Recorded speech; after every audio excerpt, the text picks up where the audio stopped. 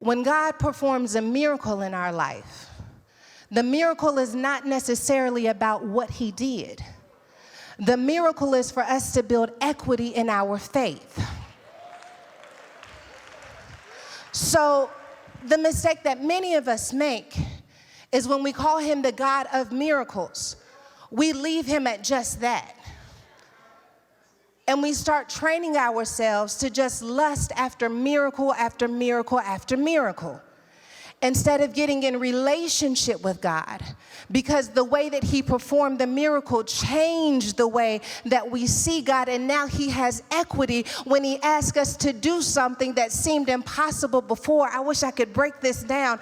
That was the only analogy that I could think of. When God does a miracle, he's front-loading us in the present for what he's going to ask from us in the future, so that when he asks it for us in the future, we don't say, I don't have what it takes. We can pull from the equity of what he did in the past and say, God, I don't know how you're going to do it, but you got equity with me, because I've seen you do the impossible before. I've seen you show up in some ways that made no sense. You got equity with me. There are some of us, we walk by faith because that faith was a deposit from what God did in the past. I didn't just take the miracle and say, okay, I'll wait for the next miracle. No, I'll wait for the next direction, because I recognize if God performed a miracle, that the miracle was the starting place. He's going to pull from the equity of that miracle.